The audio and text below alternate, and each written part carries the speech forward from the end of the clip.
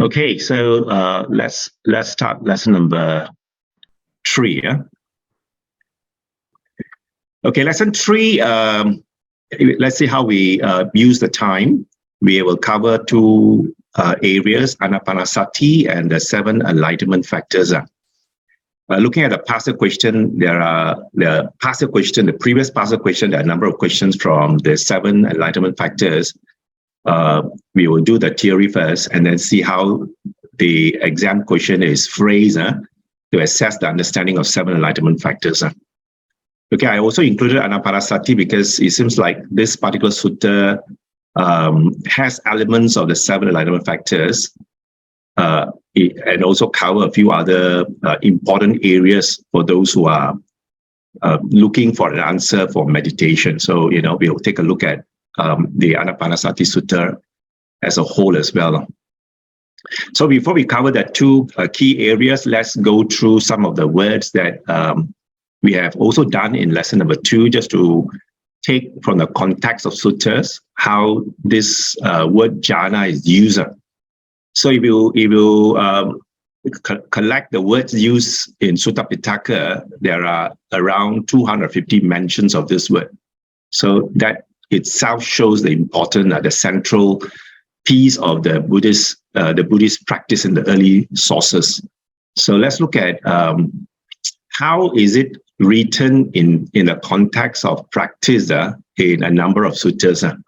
So I've found some of this which are quite relevant. So you can see it always start off with the practice of precepts. Yeah, if we try to relate back to our second lesson, in fact, one of the vital conditions starts off with precepts as well. So it seems like the 2 pieces seems to co-align very nicely.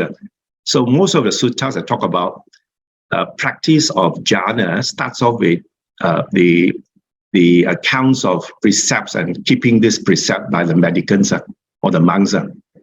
So basically, that's how it's written. And then it also shows a bit about careful guarding of the doors of the senses as one of the approach to ensure that precepts are well kept.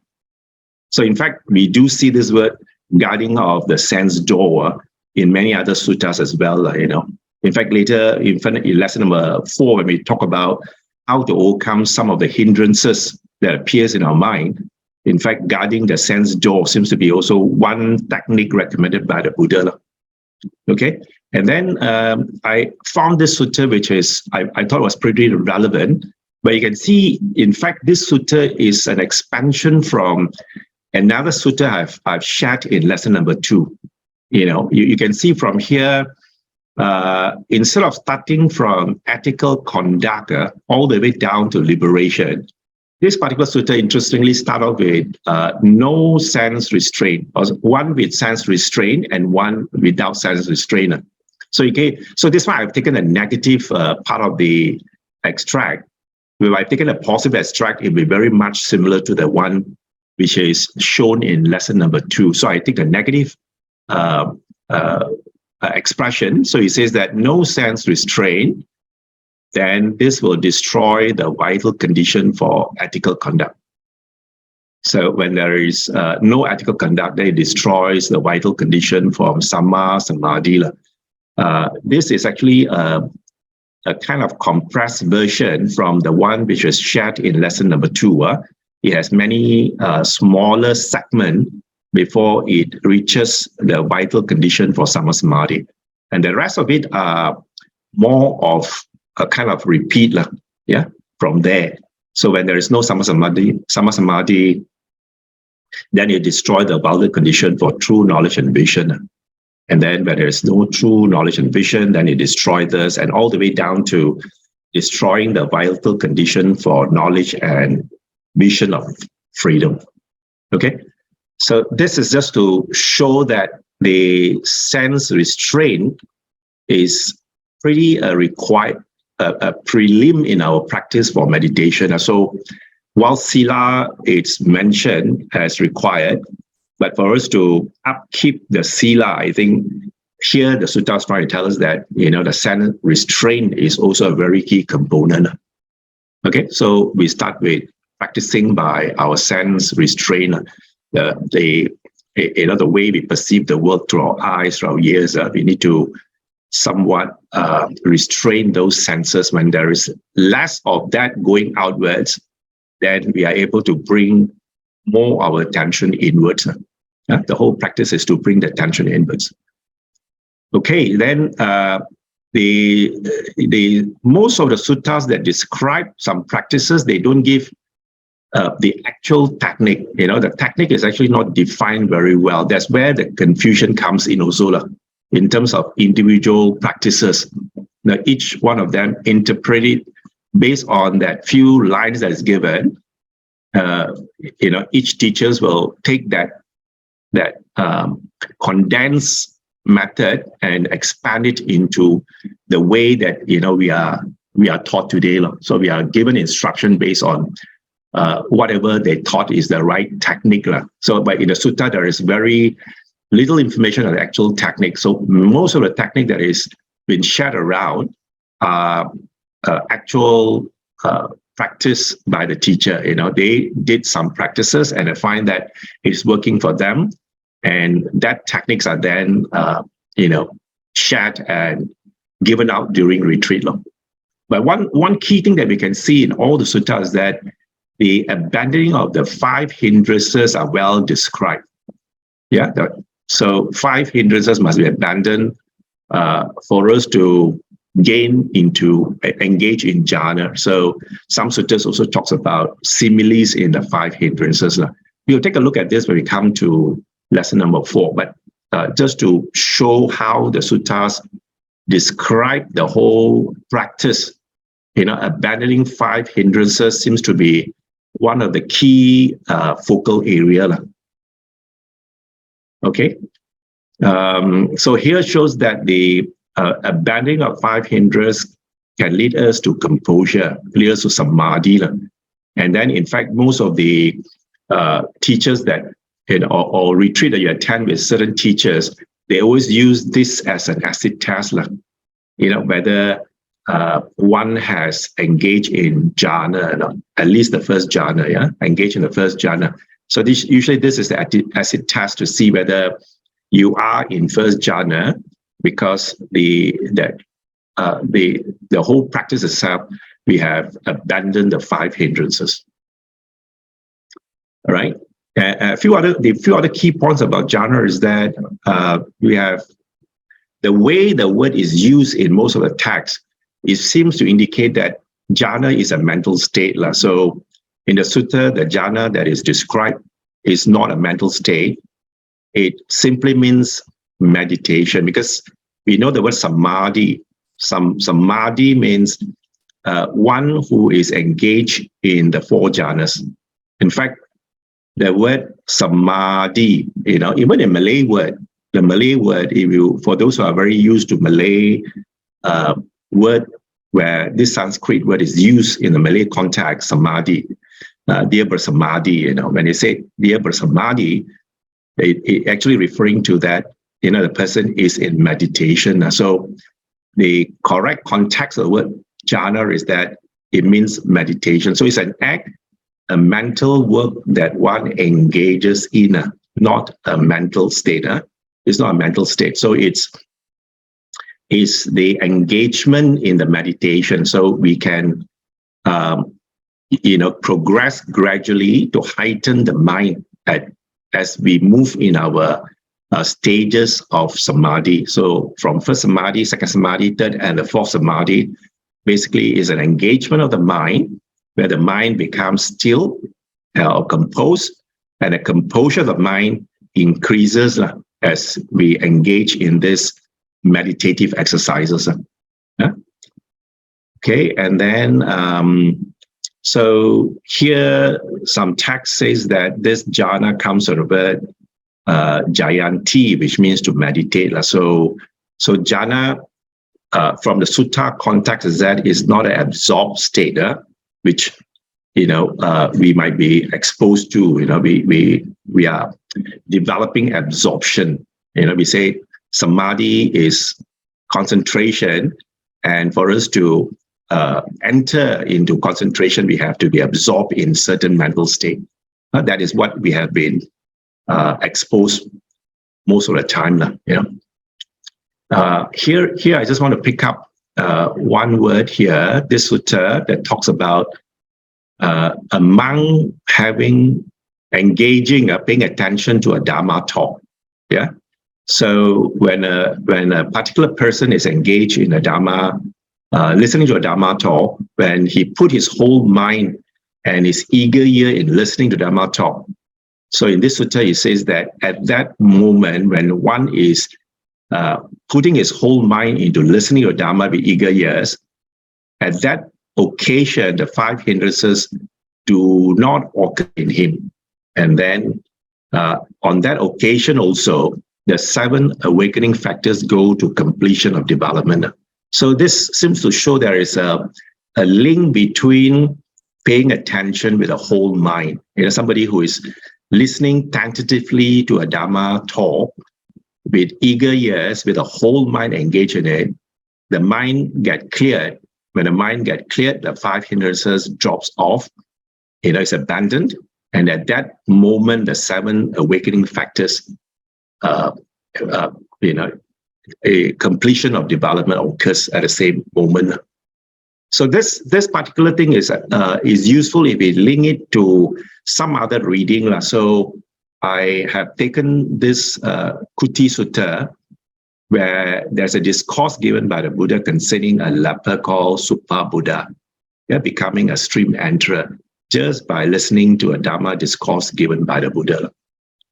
For those who have attended the Entering the Stream workshop, I think we have investigated this sutta called how this lay person called Supa Buddha became a stream enterer by just listening to a discourse given by Buddha. So I'm going to use this too, and then says this, So if we take this sutta and combine it together by looking at the pieces, it seems to show that while listening to the teaching on the Four Noble Truths, if you read that full sutta called the Kuti Sutta, you'll see that the Buddha is giving gradual training when a graduate is given. And then when this particular person's mind is clear, free from 5 hindrances, the Buddha then gave the discourse of Four Noble Truths. So when he's giving that, his mind becomes awakened, and then he enters the stream. So the question that we want to raise from this too is that if jhana is really an absorbed state, means you are just paying attention to a single object and you're cutting off from all other things. So not possible for this Supa Buddha to be listening to the discourse with an eager ear. Yeah. If he could not be engaged in jhana if he's absorbed in that, based on the concept of samadhi being an absorbed state. So this particular idea of he able to still get a stream enterer result is not doable. Yeah, because if the jhana is defined as absorbed state, he is completely cut off. Therefore, he can't do that. So this basically the sutta trying to use a different approach, which shows that the jhana sutta mentioned is quite the opposite of what we are quite used to. Yeah, referring jhana with the absorbed state. And then I just want to bring this particular translation given by Bhikkhu Sujato on the first jhana, which is I'm not sure whether when you check this out in that Google, whether you get the same translation. When I Googled this word, this thing came out, and then I just took the whole thing and placed it here. So what I want to highlight is that it seems like, even Bhikkhu Sujato, when he translates the Pali text into English word, which we are depending on to read, we notice that some of the word that he has used seems to be influenced by, the Orthodox Theravadan teachings. Yeah, like for example, the first is the first absorption. This one is actually first jhana. Yeah, first jhana. So you use the word absorption, which is a word which is used in other later texts, which belongs to the Visuddhimagga practice, which they use the word absorption as a way to describe a jhanic experience. So here you can see the first absorption, and then he says, give up 5 factors and process 5 factors. What are the 5 factors given away or abandoned when one engage in first jhana? And then the second thing you see is that here, the sentence used is that when the mendicant has entered the first absorption. So the word entered used here also seems to show that they have taken that the first jhana is a mental state, like you are entering a house like that, you are entering, yeah? And then followed by the 5 factors that is acquired, placing the mind, keeping it connected, rapture, bliss, unification of mind are present. And that is how the first absorption has given up 5 factors and processes the 5 factors.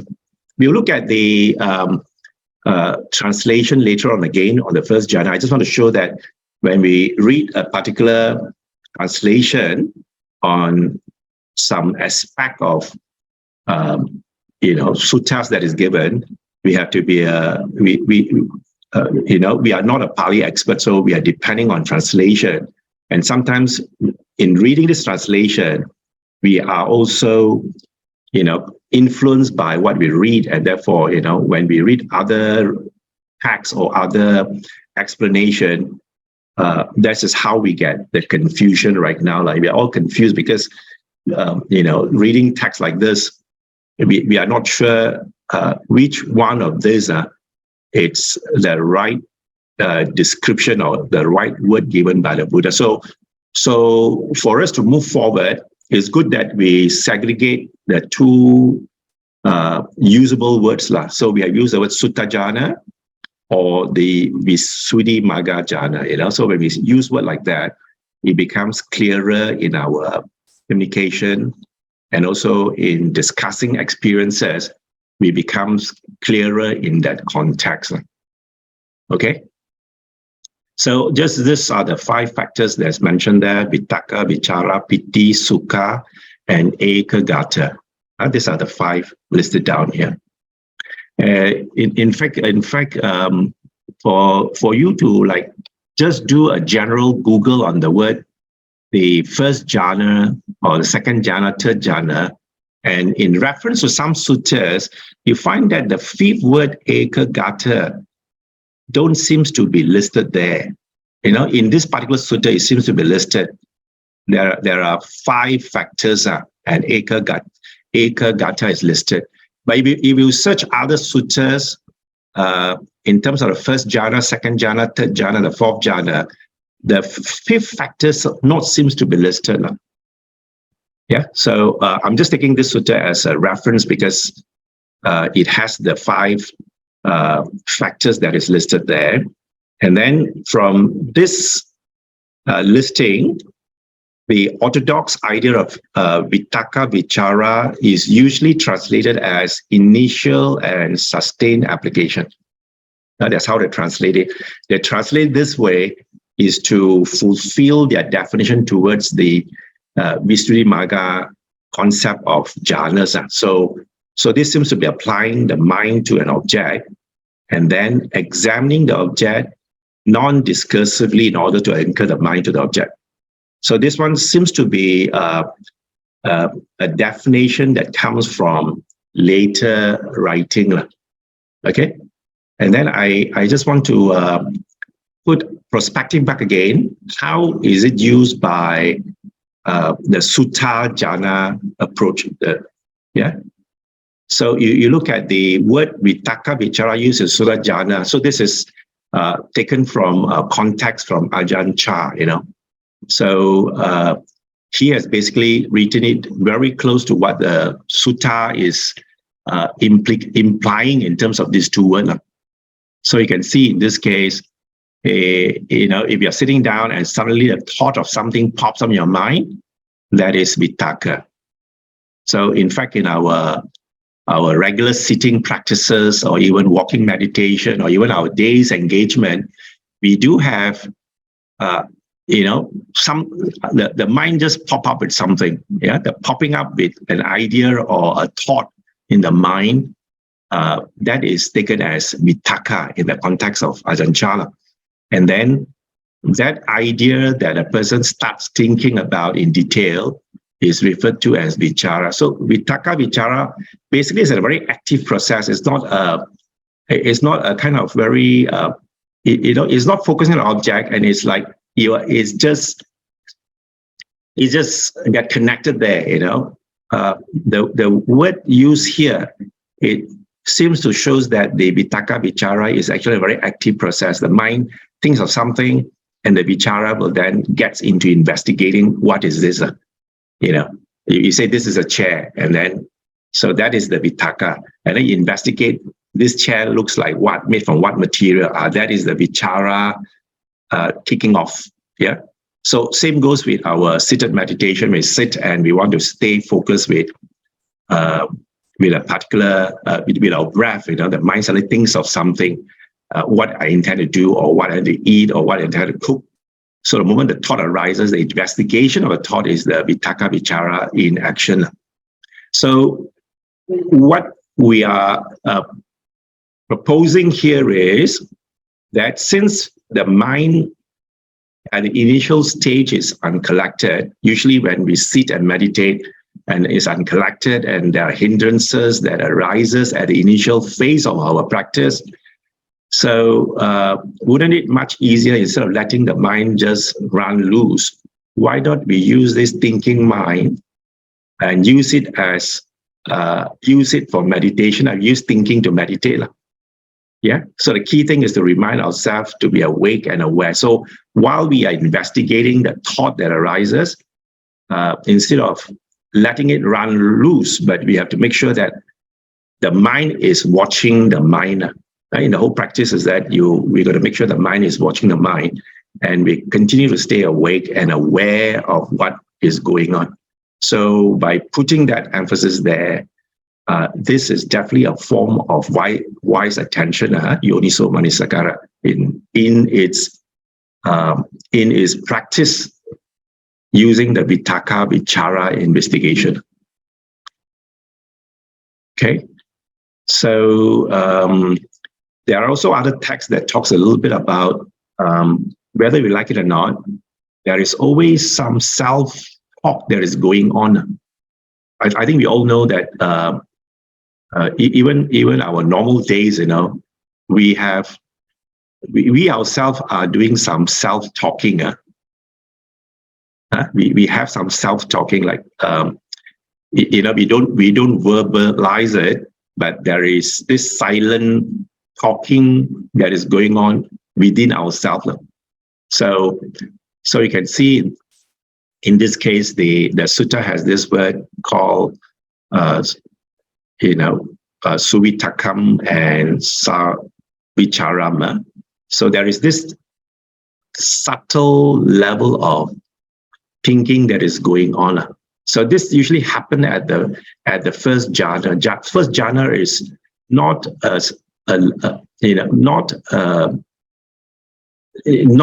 not quiet. Yeah? There is a little bit of noise down there, which is caused by our self-talking. Okay, so you can read this to see how the Buddha talks about someone who can read mind of others. Yeah, if you read this sutta, AN 3.60, the Buddha explained how mind reading happens. So there is vitakka that is creating sound, that means self-talking that's going on. And somebody who's trained to read the mind, he's able to read the mind because he can hear this self-talking in that individual. The vitakka that is self-talking in that individual can be heard, in some sense, can be heard by one who can read another person's mind. So you can see here at the first jhana engagement, So one may be verbally silent. So when I look at you, you're not saying anything, but inside there's a self-talk going on. There's a self-talk going on. So when there's a self-talk going on, there is this verbal fabrication that is generated, which allows a mind reader to know what a person is thinking. Yeah. So just to relate it back to the experience of someone who is in that first jhana. Okay, so you can see in this case, at that first jhana, there is no quietness. There's no noble silence. Yeah, noble silence is only kicks in when someone engage at the second jhanic level. Yeah, so first jhana is not silent in that context. Okay. Then we are moving on to another word that is again we are always been commonly hearing people translating this as one-pointedness, ekagata as one-pointedness. Practice of meditation where someone pays attention to a single object, and then most of the time when this word is used as one-pointedness, and because we are also not a Pali expert, so we just take it as it is. And then having the understanding that this is one-pointedness in the practice, then we'll just pay attention to a single object in our seated meditation, or even in other forms of meditation. We tend to stay on with one object throughout the period. Just because of we have been told this is a word, we also take that word and put it into our practice without much questioning. So the right translation from the sutta, the word ekagata, from sutta is actually stillness. It's not one-pointedness. And then here are two short translations to see which of this word which will make more sense to us. One listening to a Dhamma with an undistracted and one-pointed mind, versus if it's translated as one listening to a Dhamma with an undistracted and still mind. So you can see by using the word correctly, one-pointed and a still mind, the effect to our practice immediately changes. Instead of paying attention to a single object, now we look at the mind being collected rather than staying with a single object. So the mind is collected and they are still sensing things around. Yeah, so it's not like when you are doing the practice, the sense doors are completely cut off. The sense doors are still accessing to whatever stimuli that comes in. And the person who is having a still mind, he's aware of the sound, but he's not affected by the sound. So that would be the difference in terms of its use. Okay, so here basically to show a sutta called Sila Sutta. And here you can see the Buddha describe that this person is moving about. And then as he's moving about, he has also dropped the 5 hindrances in the whole process. These are all the words that describe the 5 hindrances. And then when the 5 hindrances are dropped, then his energy is aroused and he is no longer sluggish, the mind becomes established. Okay, so you can see this is the Pali word that also have a eka gagam here. So it is this particular monk is actually moving around and he is still connected and the 5 hindrances is dropped. So likewise, the same sutta also describes standing, sitting, and lying down. So the whole purpose of using this sutta is you can see the word, you can see that an eka gagam mind with the 5 hindrances abandoned is possible while moving about it. So you can see even the word ekagaka mind is used here, and a 5 hindrances abandoned, he still can move. So if this word is used to mean one-pointed, like the way we have been told all the time, it's pretty difficult to carry out this task, isn't it? Okay, that means if it means absorbed to a fixed object, then how is it possible that this person is able to move about? Yeah, so the Ekagata that is used in the sutta context is not as we were told, one-pointedness. It's more referring to a mind which is collected, a mind that is still, yet the senses are still open for us to feel what is going around. Okay. The subsequent slide is just to show the first jhana. You can see here the text has changed to, instead of saying that first absorption, some texts has used the word first meditation, or even some of them just use the word first jhana, just not to confuse the people what the translation means. If it's used to use absorption, then that word is glossed with some other interpretation. Yeah. So here have used the word first thing, and then the second jhana here, you can see here, he abides. Instead of entering in, he's engaging in. So it's actually active process of engaging. Is not entering in. So it's engaging in the second jhana, second meditation. Okay. So during this process, these are the factors that arises.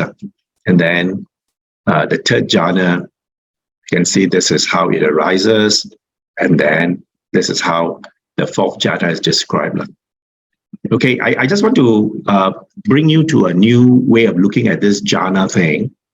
You can see the first jhana thing is an engagement where the mind is free from emotional states.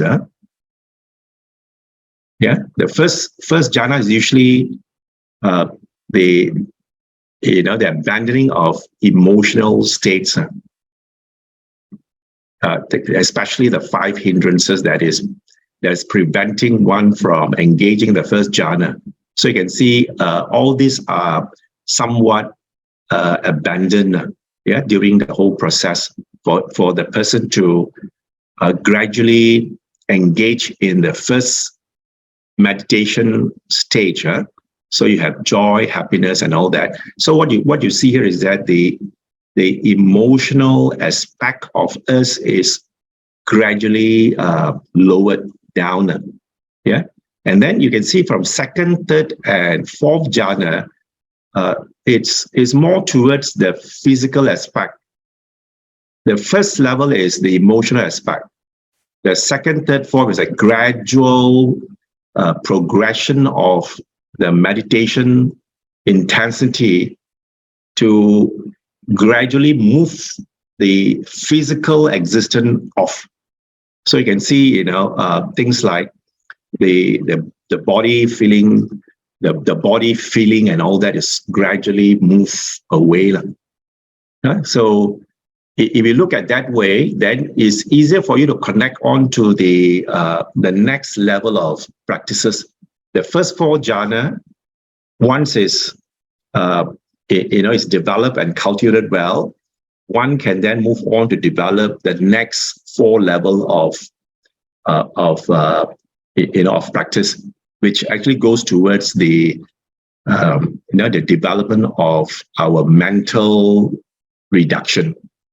They're all touching on mental feeling, perception, and all that. You see in that way, the practice that the sutta talks about is a gradual practice to remove the emotional existence, the emotional imprint in us, and then slowly remove the physical imprint, and then gradually move towards the mental imprint. So you see in that way, then you can see how the practice are connected. Yeah, gradually. Okay, so we will take a quick stop here before we go on to the next one. So just a quick stop back here. The first part of the discussion, is it all right? Okay, wonderful, wonderful. So the only thing I want to spend time on is just to dislodge our, we have been like given a lot of this rubbish. So it took a while for me also to like take away all these words, and then even the way we practice is influenced a lot by the way the words were used, the absorption, and I think one of the things that I experienced most is that sitting using that method called absorption, 10, 20 minutes, I got strain in my forehead, Yeah, I don't know whether you experience the strain in your forehead or not. The absorption technique, that is, you try to stay engaging on an object, we by paying too much force on it, our somehow body-wise, our body is just not reacting well. The first reaction that we get is that there's tension in our forehead. Yeah, I got that, But now I'm trying to move away from that approach and try to, cultivate gladness. Try to cultivate gladness more. Gladness, like gladdening the mind rather than staying focused on an object. Yeah, and then the experience you get is a bit different.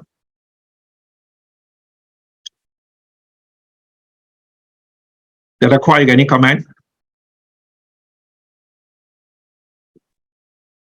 Brother Kok Cheng, thank you for sharing and being so authentic about your experience.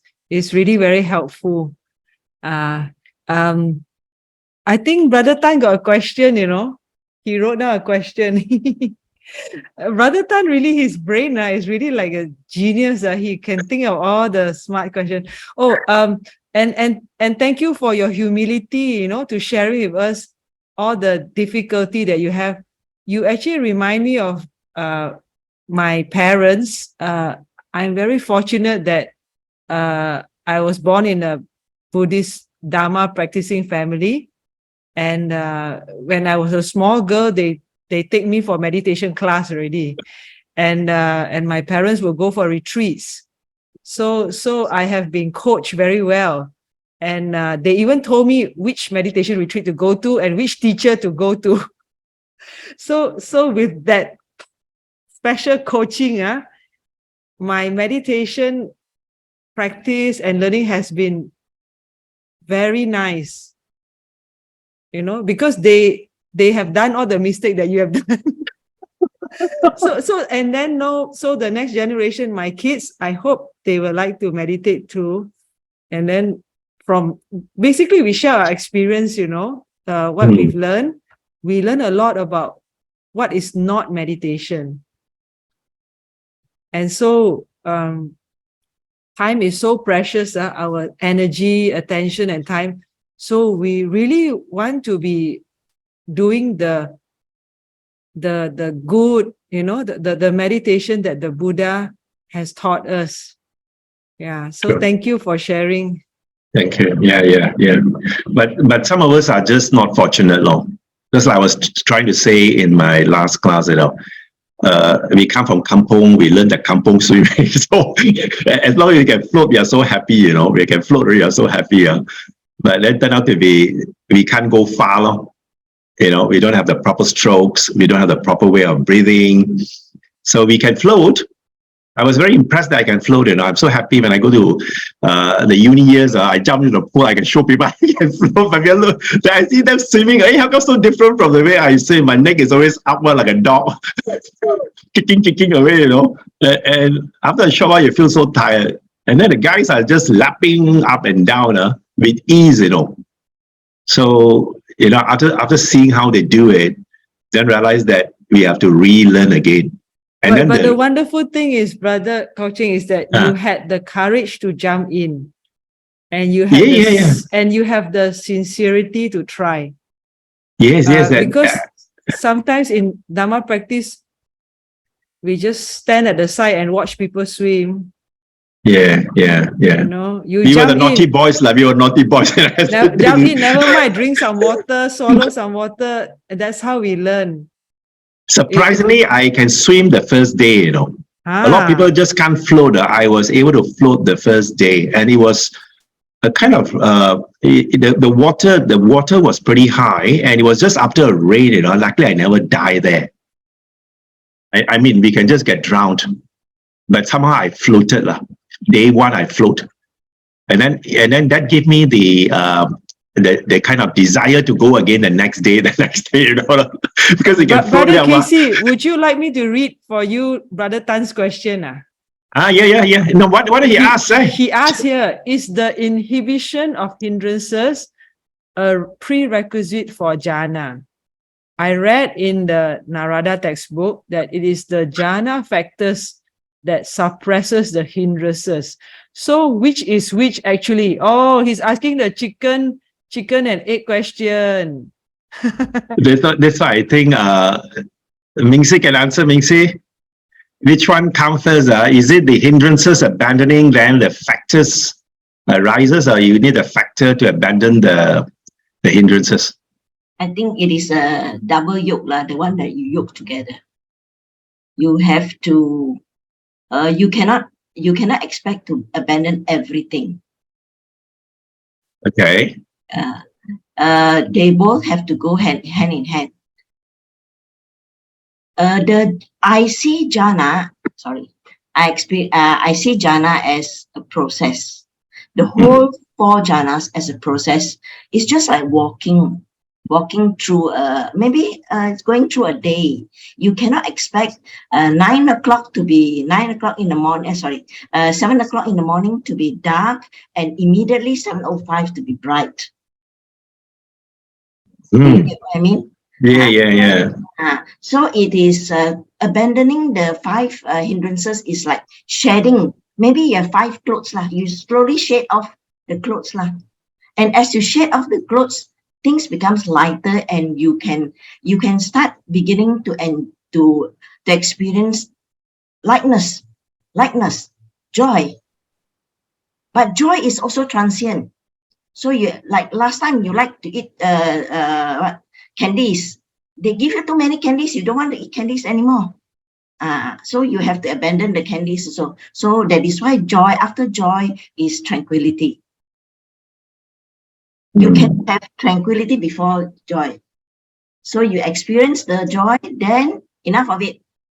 Enough is enough, and then you proceed. If you are stuck there with one factor, then I think it is your sensual desire lah. That is the hindrance there. Maybe it is good lah not to. I would like to say this it is good not to have too much knowledge or expectation lah. You go into meditation just because you want to experience bliss, or you want to experience what is it called? You want to levitate or whatever is it? It becomes a big hindrance. But you say you want to have a little peace in your life. You want to experience peace, happiness. Just go into that. That will bring you a lot of joy. I think so. Okay. So Jason. His name is Jason or James? Jason. Tan CC is Jason. She got 2 names. Okay. Jason, you're still there? Yeah. So you want a definite answer, or what? Your mic is off. Yes, it's just that I read here and there, so it's just not very clear cut. But I think Sister Mingsi is correct lah. It's a process lah. You inhibit some hindrances, and then some jhana factor also arise at the same time. It's not one after another. I think sometimes it goes together as well. One gets inhibited, then another factor arises, a jhana factor. You are supposed to get me the jhana 0.5. How is it? What is your experience like? 0.5 jhana. Yes, exactly. I managed to the thoughts become spaced apart lah. I managed to do that, but you know, to experience some kind of bliss and happiness, no, it's just profound stillness. It's just like a lake, lah. But I don't get any profound happiness or joy yet, lah. I don't know, maybe not deep enough. Wonderful, wonderful. Keep going, lah. Keep going. You are cycling already. Yes. Yeah. You just got to use. So 0.5, 0.5. 0.5 lah. Right. Dr. Kwa, you got thing to add? Yeah, I quite agree with Sister Ming Si that jhana is a process, and what I experience or share is the Noble Eightfold Path is really the map work, and most important is the first one, the Samadhi, the right view, the harmonious perspective. That really will orientate us towards the jhana. Actually, we read about jhana. Jhana is step number 8, but step number 1 is what brings us to step number 8. Then step number 2, samadhi, sama sankappa, sama vacha, sama kamanta. So all these are so important, and you can see like what Sister Mixie says, the process. As we start doing that, the hindrances is reduced. And let's not forget, the 6 and 7 step, they put this under the category, they call it Sila, Samadhi, and Panya, isn't it? Yeah. And so 6, 7, and 8 is under Samadhi factor, Samadhi group. And so let's not forget Sama Vayama. Sama Vayama is before Samasati. And one of that is actually the Indriya Sangvara, sense restraint, which is one of the factor to help to prevent and eliminate, and then to cultivate and to maintain. As we are starting to do that exercise, the hindrances come down more and more. So from my experience, I think the Noble Eightfold Path, starting from the first factor all the way down, we are gradually training and reducing the hindrances, gradually, and until we get to a very good, which is the 8th step. So I think probably just a little bit is the hindrances come very down, then the factors will come up. So a bit like that kind of graph. Yeah. Okay, thank you. Right. Kevin, you got comment? Kevin? You are in absorption. No comments. No comments. I think yeah, Kevin, you can continue.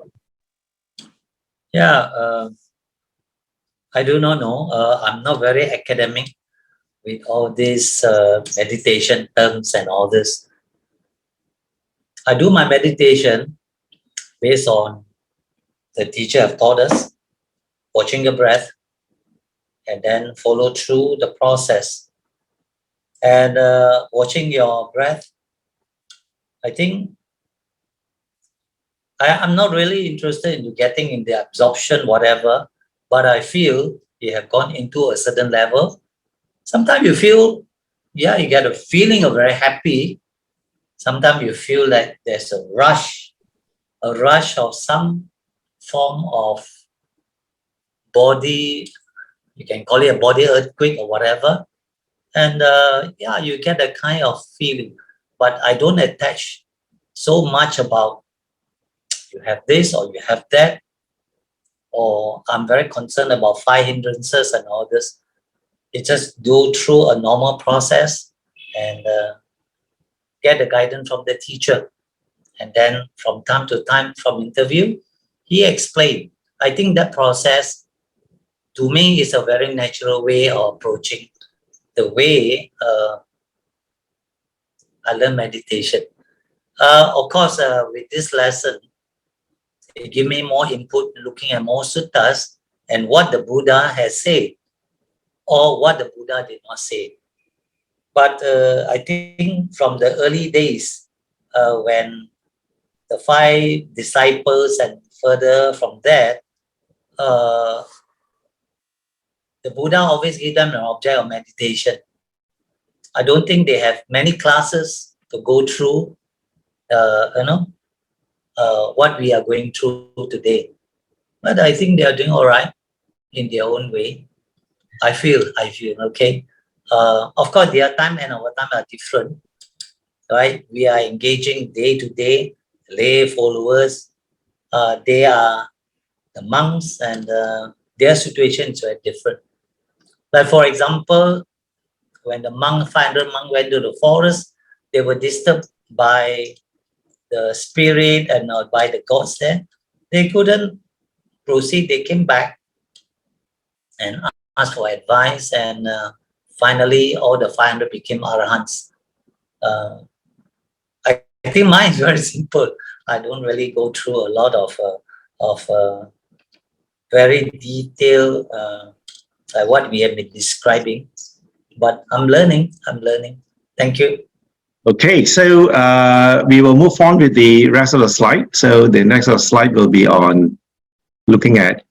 Okay, so the next one is looking at the 7 enlightenment factors, which seems to be a very important component on the practice. So we just go through the terminologies just to get familiarized with the use of Pali word. Sattha is 7. The word bojjhanga comes from 2 composite words, bodhi and anga. Bodhi means enlightenment, and then the anga means the limb or the factors. So that's how they have loosely translated it into the factors of enlightenment. Bodhi, bojjhanga is enlightenment factor. Some texts use the word awakening factor. So these 2 are usable. You can use, say, awakening factors or enlightenment factors. And if you do a sattha there, it becomes 7 enlightenment factors or 7 awakening factors. And I'm trying to see where would this word fit in, in terms of the path that is laid down by the Buddha, Noble Eightfold Path. So you can see the first word in this Bojjhanga Sutta and the last word seems to connect very well into the 7 and 8 awakening process listed in the Noble Eightfold Path. So we'll just go through these 7 words later on. So you have Sati, Dhamma, Vijaya, Viraya, Piti, Samadhi, Passaddhi, Samadhi, and Upekkha. So the last 2 factors, and then I'm trying to connect this into Sati and Samadhi. Samma Sati, Samma Samadhi of the Noble Eightfold Path. So you can see from the 7 factors, the alignment factors, the first factor is Sati. So it matches the Sati down there. Okay, Sati of the Noble Eightfold Path. And then we also know that Upekkha is actually the attainment of the 4th jhana, which is the Samadhi factor. So we can see these 2 are the ends of the whole Noble Eightfold Path. 7 and 8, which in between are the slotted in. We slot them in. So forming the connection, we have Sati, Samadhi, in between are all the 7 awakening factors which can fit in all the way down to Samadhi, attaining the Upekkha. So the other thing we can also look at is that if we have look at MN118, the Ānāpānassati Sutta, which is generally referred to as mindfulness of breathing, or breathing mindfulness, or breathing mindfulness. The direct translation is Ānāpāna is the in-out breath, so is breathing. Sati is mindfulness. So we have breathing mindfulness or the mindfulness of breathing. So it's a context of how you read it. Once you read it in using mindfulness of breathing, we might be paying attention to the breath. So if you use the other way to look at it is that if you just take the literal translation, breathing mindfulness, the mindfulness is what we are paying attention to. The whole exercise in this practice is the mindfulness is the key, not the breath. The mindfulness, the breath is that the process that the mindfulness are developed. And then here, if you Google this word, you come across this 118, and then inside, they are slotted in a number of very key important words. Mindful of breathing. If we can develop that and cultivate the mindful of breathing, it will fulfill the 4 foundation of mindfulness. So just using the mindful of breathing, you can also develop the 4 foundation of mindfulness inside. When we develop the 4 foundation of mindfulness, it also fulfills the 7 awakening factors. And then by fulfilling 7 awakening factors, then it also fulfills the knowledge and deliverance itself. So in a simple diagrammatic form, if we just use Ānāpānassati, which is the MN118, by practicing that, inside, as we are practicing it, we fulfill the Satipatthana, the 4 foundation of mindfulness. And then by fulfilling the mindfulness, it also fulfills the 7 bojjhangas. And then when you fulfill the 7 bojjhangas, you'll then fulfill the vijja and vimutti, the knowledge and the wisdom aspect. Yeah. So it seems to show that this single practice can actually accomplish deliverance from reading the sutta itself. So you got Ānāpānassati. By doing that, Satipatthana is fulfilled. By Satipatthana fulfilled, Satipatthana is fulfilled. When Satipatthana is fulfilled, then vijja vimutti is fulfilled. So it seems to show that way. That also is the reason why some of them says that the Ānāpānassati is a very important meditation practice. It may not be the case. It can be replaced by something else here, as long as something else in front, like Ānāpānassati, can replace something else. If we can also fulfill the Satipatthana, it can also fulfill the Satipatthana. It can then also come to true realization. But the people looking at this kind of layout, tend to conclude that Ānāpānassati seems to be the most important, meditation technique, given by the Buddha.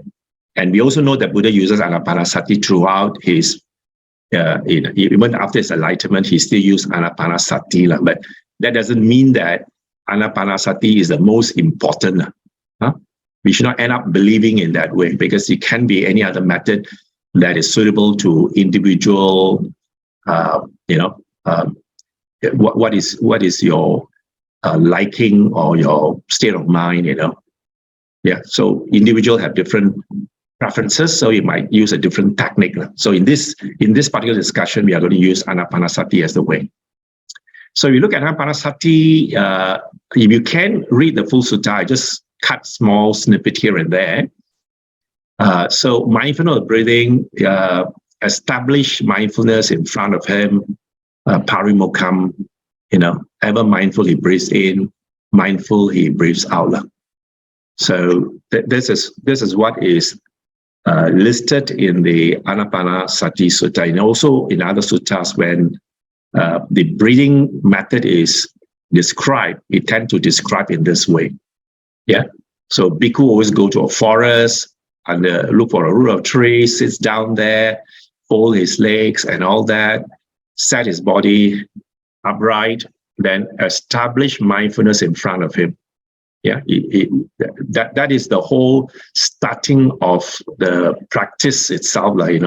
We have to put mindfulness in front for us to really know what we are doing. The mindfulness must be there. But definitely for those who attended other retreat session, before you come to this level, there will be like warm-up session, isn't it? You're told to do some warm-up session. So different teachers will give you different instruction on how to warm up and get yourself, your body, your mind ready for this exercise itself.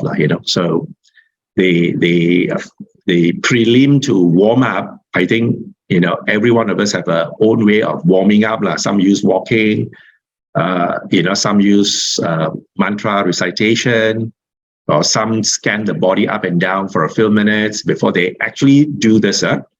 They establish your mindfulness in front. Okay, so the individual technique may differ, but when it comes to this part on Ānāpānassati, it's referring to the establishing the mindfulness. It put the mindfulness in front. yeah, in front. And he never say any location, tip of the nose or whatever is not mentioned here. So it's just in front.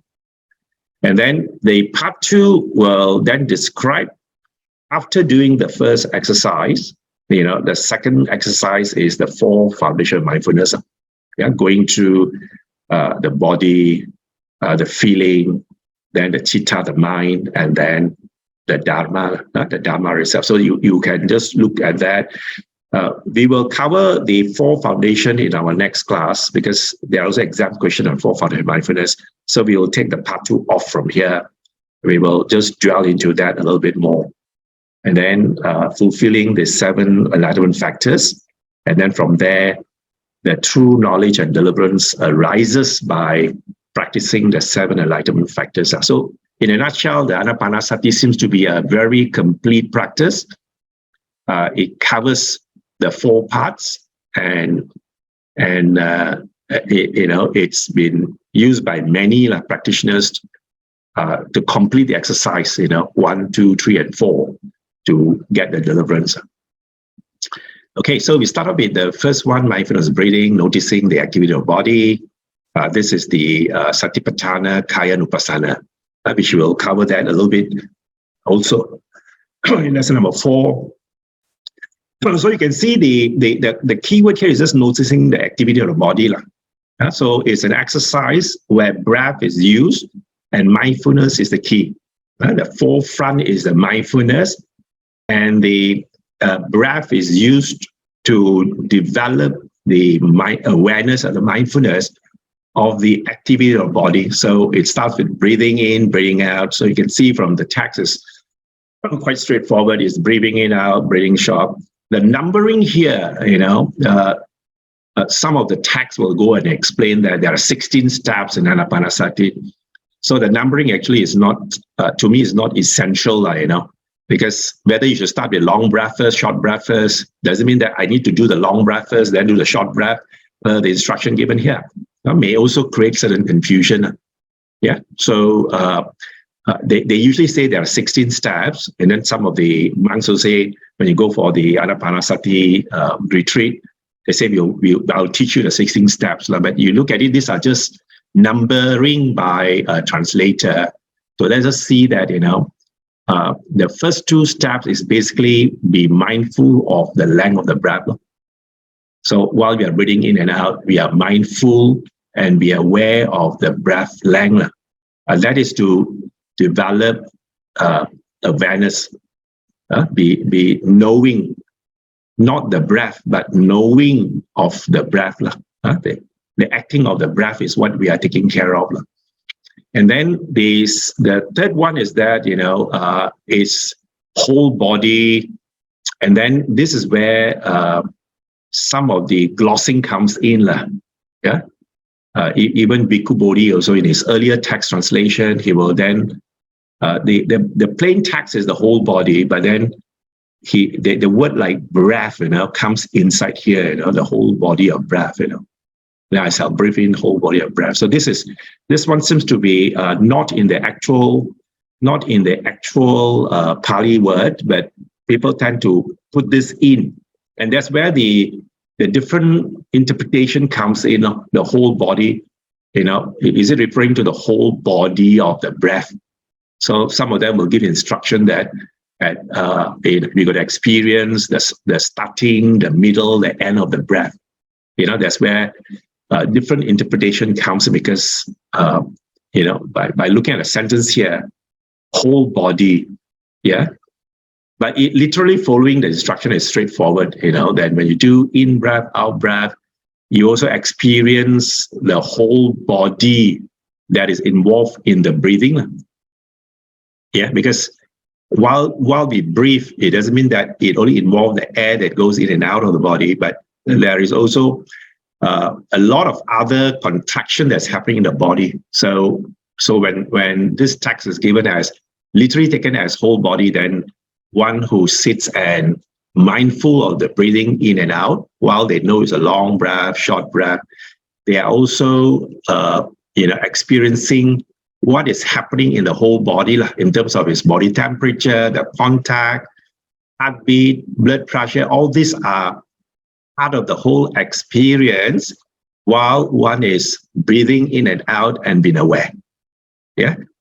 So the glossing of the word breath sometimes, cause a little bit of confusion in terms of reading it, and then there is no one explaining it, or even there's a teacher explaining it.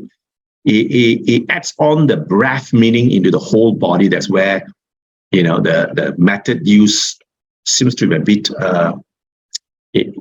way off from what the sutta plainly says, experience the whole body, and then tranquilizing the body formation. And then here again, if I just look at this word, tranquilizing the body formation, this is kaya sankara. Tranquilizing means calming the whole body. Yeah. In simple English means number 4 is just relaxing the whole body. The whole practice is that while one is being aware of the in-breath, out-breath, knowing it's long and short, and also experiencing the experience of the whole body, its aim is to calm and relax the whole body, like the body sankara, kaya sankara. Sankara, if you look at here, it technically simply means the volition of the body, effort, used to volition of the body. So as long as we can keep the body gladden and calm the body, relax the body and calm the body. In fact, this last part where we can do the calming of the body, relax and calming it down, it affects the gladness of the mind. Yeah, when the body is calm and relaxed, the mind gets gladdened. So that's how the Ānāpānassati first stage starts off, noticing the activity of the body, and then from the body being coming down, then you can then move on to noticing how the body feels.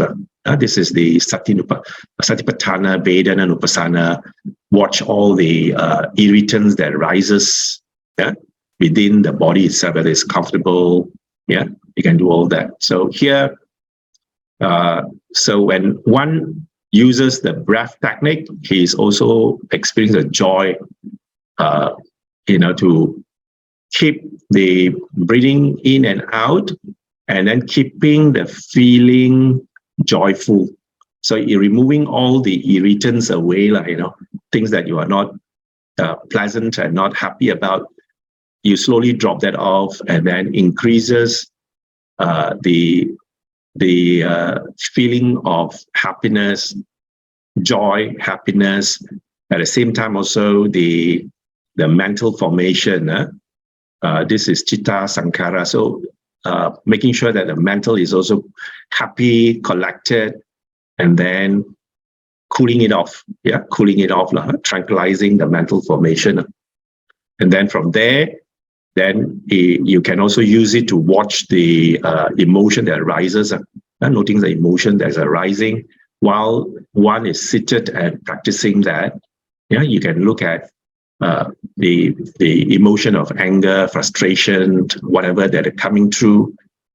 Those negative ones, you can quickly, abandon it. You realize it, you got to abandon it. Then you go through the process of checking the mind, what's the state of the mind, and then letting the mind, composing the mind, and then from there you move towards bringing it out, contemplating the mind to release, letting go of all this unpleasantness. And then finally, it goes down to the Dhammanupassana side, noticing the thought that goes in and out.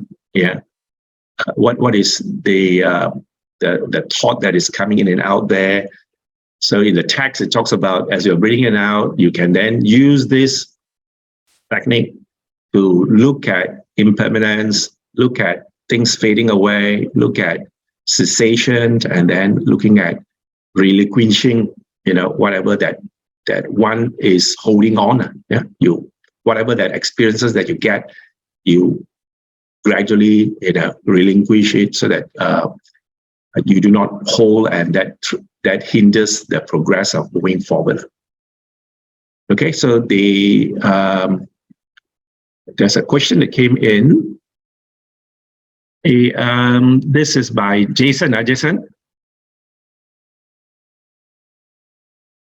can I explain this? Your question? Let me come back to look at Jason's question on this Ānāpānassati thing. Jason, you posted a question. He's not here, but I can help you to read. Yeah, I know. It's easy if you ask, because sometimes you write it, there's something more than what the words are saying. Maybe he go toilet or something. Yeah. We can wait for him to come back, or we can start. This is being recorded anyways. Okay. Right. Then the rest of the slides are quite straightforward. Just going through the 7 Bhujangas, word sati. I think we have said this many times already. So it's remembering, recollecting things like, when you can remember, recollect whatever that is said or done in a long time. That means we are conscious of the actions that we have performed. Like, it could be mental, verbal, or even physical. And then here it talks about the four foundation again: body, the feeling, the mind, and then the principles, the Dhamma. Okay, and then the Dhamma Vichaya is the analysis of a thought. This aspect is pretty important because it's a bit of vipassana approach. When you move to this stage of investigation of whatever that you want to know, it could be the Four Noble Truth, or it could be 5 aggregates or whatever. When you start looking at it and investigating the whole Dhamma that is that you have heard before, you're recollecting those things back and know and digest it in detail. This is where the analysis of thoughts takes place. Okay, and then we also have done that. We have done this also in the 5 faculties, which is the power. So we have gone through that, arousing energy to make sure that the unskillful qualities are immediately abandoned. Or if we have a reason, you got to abandon it. As no reason, you got to prevent it from arising. And then for the good qualities and all that, if it's as a reason, we got to maintain it, keep it going. And those yet to a reason, we encourage it, we cultivate it so that it becomes increasing and it becomes part of us. Yeah, so that is it. And then here basically talks about the meditators, what kind of quality they can develop in the whole process. So I think you can read that. Piti, it's that the joy that arises. So this is more of a spiritual joy. It's not an emotional joy, because as I said, when one's entered the first jhana, the emotional aspect is actually reduced or drop out. We completely abandon the emotional aspect. So when this kind of joy arises, these are more spiritual joy. These are not emotional joy. The quality is quite different. Spiritual joy, it arises from the heart, and then it oozes out, and you feel happy. The joy that arises from the heart. Okay, and then definitely all this arises because we can subdue the unwholesome thing, and then it's just that the good feel that comes out of abandoning unwholesome. Unwholesome activities. It could be thought, it could be our speech, or our got to be that. So that's why cultivation of sila becomes an integral part of all these exercises. The sila parts addresses the more gross, defilements. Okay, so we can overcome more gross defilement when we sit and meditate. We becomes happy, and then we can then handle the subtle defilements. When the subtle defilements are eradicated or subdued, then the piti arises from it. So when there is that, then the passaddhi arises. This is the calmness of the body and the mind. Yeah, lightness.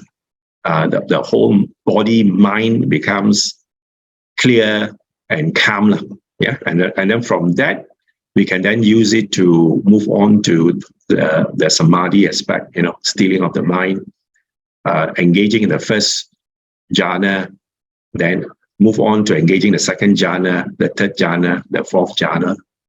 Yeah, that's how the whole process moves in. Okay, so once the jhana is developed and we have reached the fourth jhana, then we can use it to its most useful aspect, that is to attain equanimity, upekkha. Yeah, at this phase, the particular meditator is not troubled with this or that, pleasant and unpleasant is no longer troubling him. The mind has gone to a stage where the physical aspect is also abandoned. First jhana, abandon the emotional aspect. The second, third, fourth jhana works on abandoning the physical experiences, getting ready to move on to the mental aspect, which is, the mind is equanimous, and you can use that stage. We can use that stage to move straight to the next practice level, where we can then overcome, abandon those got to do with, our Vedana and Sanya piece, sensation of this and that, the mental sensation of this and that can be abandoned at the higher level. Okay, so that is the Upekkha side. And then if you look at the exam question that is commonly asked in 2019 and also in 2022, they ask question like this, what are the 7 factors of enlightenment? So listing the 7 factors is quite straightforward. And then illustrate how these factors of enlightenment can arise with the practice of the Noble Eightfold Path. This what requires a little bit of integrating the 7 factors of enlightenment and nicely plug it into the awakening process. The 6, 7, 8 piece there.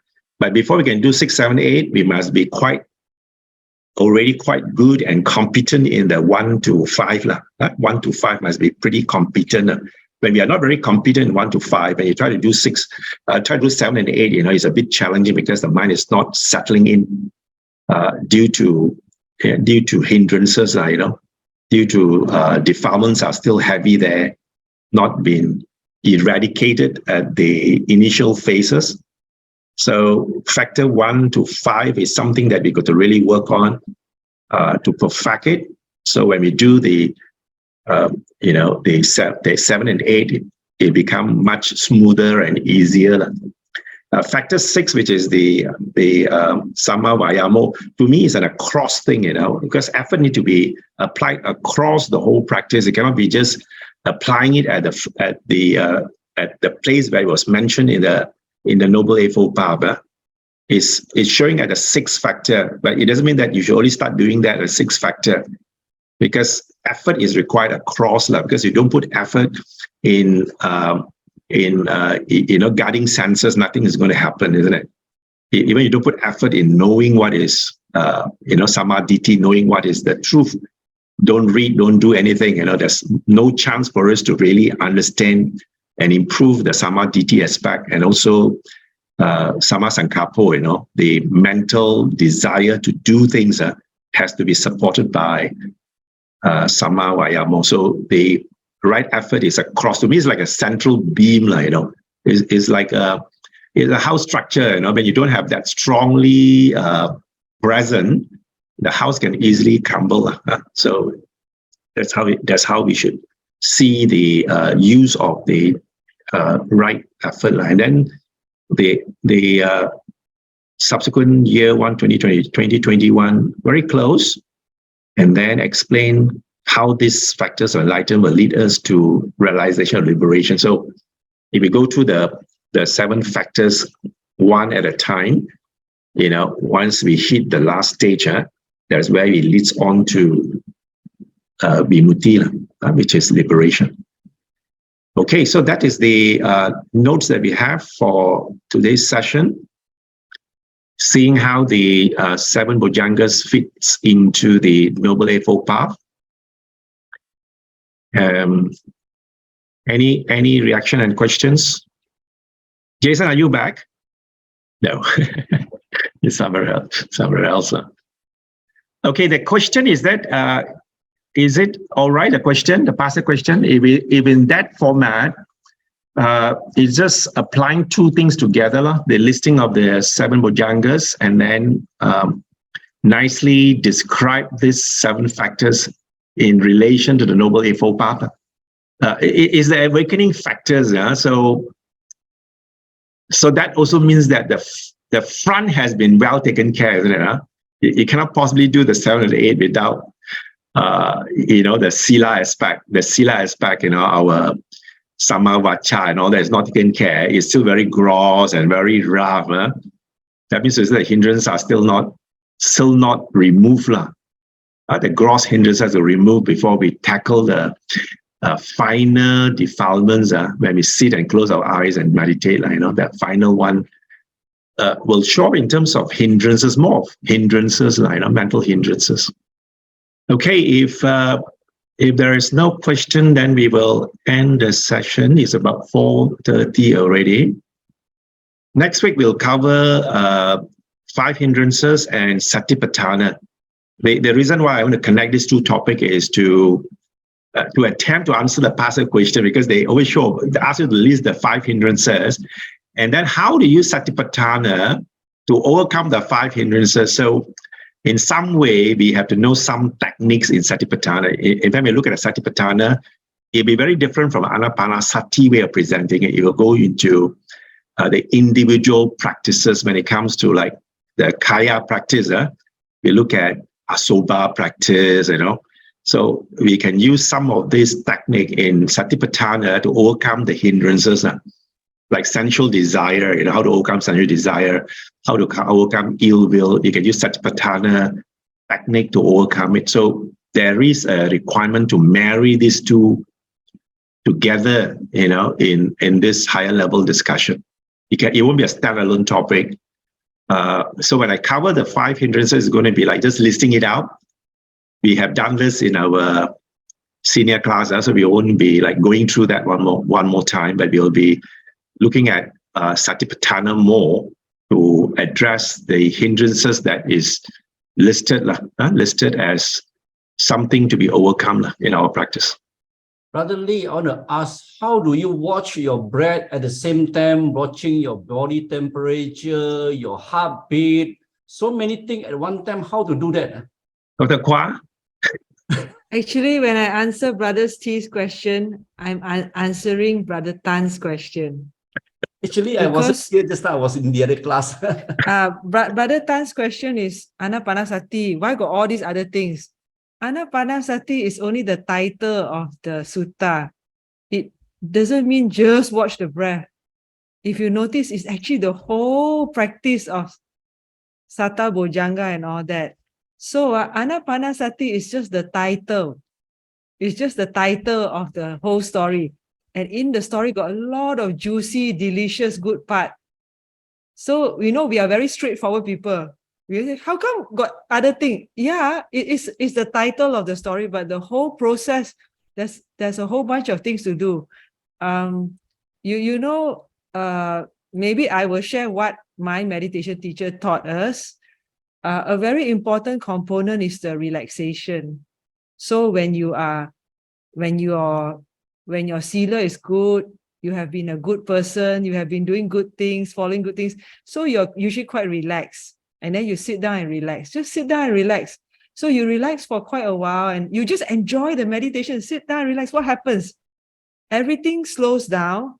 The breath comes to you. The breath comes to you like a little friend, like a shy, cute little animal. It will come to you and, hello, that's the breath. That means the meditation is so gentle and so sweet. We are not holding on to the breath. We are not chasing the breath. We are just sitting down and accompanying our body. And then if you look at it, now you see the Satipatthana. Buddha is just giving us a list of things to do. So they will come to you like cute little animals.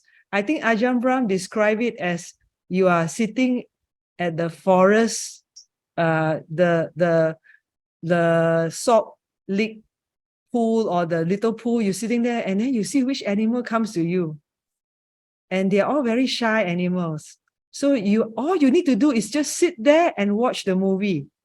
And if you could, step about 10 steps back, because if you're too close, you want to control. You want to control the breath. You want to make it long. You want to make it short. You want to control freak. No, you just sit down and relax. And then whatever comes to you. So in the beginning, you learn Satipatthana. You say, oh, I can feel the tension. Actually, tension very useful. That's my kaya. Then suddenly you say, oh, I don't like the tension. Oh, that's the feeling. Then you say, oh, actually, today I'm in a bad mood. Today a bit restless. And then the thought came, oh, I'm thinking about something I forgot. Then you could actually see the link, maybe your thought cause your mood, cause your feeling, cause your tension. You can actually see the link. So Satipatthana is not just you see one thing. So in the beginning, yes, you see one thing, because you're beginner, ma. But then when you are really relaxed and everything, you just see which one come to you. And you remember, you're only watching the movie, you're not controlling the movie. You don't switch, change channel, that you are in the same channel. I don't know whether you understand, Brother T. So I think like Brother Tan, he's asking very straightforward, Ānāpānassati. Should we just talk about breath? Why talk about other things?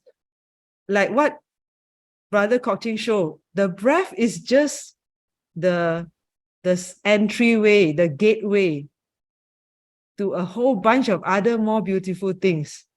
So let's say we don't do breath. We can do Brahma Vihara. We can do Asubha. We can do Buddhanussati. That's just the title, but because this is Buddha's meditation and what Buddha has gone through and what he's guiding us, the rest of the step is actually the same. The Satta Bojjhanga is in all the whichever object of meditation you use. So whatever you do, you are still doing the Satipatthana. You are not going to go and escape and be hypnotized somewhere else and absorbed somewhere else. You are here and now, observing whatever is happening to your body, whatever is happening to your mind and awareness. Do you understand a bit, Brother T? We are not going to control. One at a time, or we observe so many things at one time. You just relax. You be a bit relaxed, lazy. No need to be so hardworking. No, you see what when the thing come only you watch when only you there's something you will notice when you meditate. You can only be aware of one thing at one time. You can only pay attention when you are doing many things. You may not be 100% here and now. There may be some something that's pushing you. You're looking for things or things like that. Relax means like you just sit in your favorite chair, you just sit down and relax, and just see what happens. That means you're not doing things, it's a kind of meditation. The meditation is not doing, looking, holding. That's doing, very tiring. But if you just relax and watch, you can sit for hours, and it's really fun and very enjoyable. And at the end of your meditation, you are recharged and you feel very light. And then like what Brother Choong said, the oh wow. And the oh wow will stick to you maybe for a long time. because your mind is so pure, your mind is so pure and so contented. Contented means it's not looking for things. Whatever it is just allow and accept. So that is the meditation thing. But of course, in the beginning, we go this one. But then later, it will become quite autopilot already, quite automatic. Yeah. But for me personally, I watch the breath mostly all the time. Okay. Watch the breath, right? Depends on which teacher. My teacher is you don't go and hold and catch the breath. You relax, and then when the breath comes, the breath will come to you. You're not going after and catching the breath, holding the breath, tying the breath down. You actually sit in your here and now and relax your body, and then you wait. The breath will come when you are very, very relaxed and your mind is very still. nothing else is happening. You cannot stop breathing, otherwise you die. So the breath will automatically come when you are very still. When you are very luan, you might not notice the breath. It's okay. So you see, Buddha so kind, never mind lah. You watch other things like you watch tension, all that. But then the main thing, the main star is still the breath. That's why it's called Ānāpānassati. So this is from what I've learned from my meditation teacher, which actually makes the meditation very relaxed and very fun. And you never get headache, never. In fact, you feel more and more relaxed. Each time you breathe in and out, the breath later become a very beautiful breath. And each time you breathe in and out, you feel more relaxed. So now, Brother T, you are doing Ānāpānassati, Just watching the breath, focus on the breath. Sadhu. Because if I don't focus on the breath, then I start thinking some other thing. You know what Brother Kok Ching said is very interesting, is that some teachers, they actually prepare the person before meditate. You see, the thing is that I don't watch the breath. My brain will start thinking of somewhere else. Correct. Tomorrow I want to go and see who, want to eat. Then there's a trouble. When I focus on the breath, I stop thinking. For my meditation teacher, we actually like if you're very tense and whatever, you can actually do a very short stretching and relaxation exercise or yoga. Then your body is relaxed, your mind is relaxed. When your mind is happy, it just wants to stay here. It's not looking for other place. It's just like when you're watching a movie, right? If it's a very nice movie, you will sit for hours, But this day when I meditate, I enjoy sitting there, no problem. I enjoy, but I just watching the breath only, the breath only.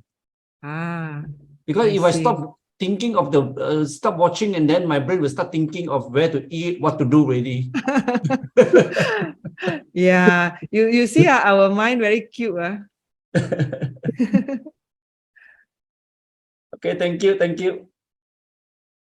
The one described by Dr. Kwar is actually for experienced practitioners, just like when we learn how to drive a car, we haven't used the car before. So first day we handle the car, you can just imagine our tension and our stress in handling the brake, the gear, our eyes is so focused in front, so worried, and then we only can do one thing at a time. We cannot do 2 or 3 things at the same time. So you cannot do this, you do this, you cannot do that, you are like stuck, you are like stuck. So initially when we do the practice for meditation, we are also like that, very stuck. So once we can drive, you find driving is enjoyable. You can just move from place to place. There's no much tension, tension and the feel. So you have to reach that level. Once you know you are there, that means you are progressing all right. So Rati, don't worry, you just got to just do it. Don't give up. Yeah, don't give up. The worst thing is that you gave up, don't do anything at all. So you cannot drive, is it? I will give up again. You don't give up, don't give up, just do it. Mind is active, then you have to anchor your mind a bit. So you can use some anchoring technique first. So you say Ānāpānassati is anchoring, you just use Ānāpānassati to anchor. But you cannot do what was described by Dr. Kwar, because you are still overcoming the anchor part. Yeah, the anchoring is what you want to do first. So let the mind anchor. When the mind settles down, you must get the mind to settle down, that he is no longer busy looking for things. Then only you move into the next phase of cooling down your body. Yeah, your relaxation of the body and all that. Then it amplifies to your mind as well. You got to try your own. I can do only 2 things at one time, like knowing my body and breathing only. But other than that, my heartbeat, that one cannot 3 things cannot You want to say something? You want to do 3, 4 things? I can know that my body Brother is T. here, I'm breathing. No need, Brother T. Just do one thing and then you'll be happy. Okay? What makes you go and sit and meditate is because you feel happier, isn't it? But I think I from what I hear, I think you're a very busy man with a lot of things behind your head. Yeah, yeah. So that is the thing that gives you that you bring it into meditation. You bring it into, oh, what am I going to do next? What am I going to have for dinner? What am I going to go? Okay, forget about all those things, because that's not the present. That's not the present. The present is you sitting down, having a good time. I've said before, those people who have wandering minds, monkey minds, let the mind wander until at one stage you'll be fed up of the wandering mind. Then you'll be happy sitting down. You let him wander, and then you watch the wandering. If you are able to watch, don't add stories to it. Just watch it. It's very wonderful. But okay, Brother T, leave everything behind and sit. Don't worry. Things time will wait for you. So don't be so busy. But that's why during our busy days, we find it difficult to settle down. Once you settle down, you know the beauty of nothing. Then you say, tomorrow I'm going to sit for nothing. Then it will be nice. When you have no expectation, that's the best part. Okay, thank you. Don't worry, you're right. Okay, I think that's it for today. Thank you very much. So we meet again next week. Yeah. So thank you very much. Sadhu, sadhu, sadhu.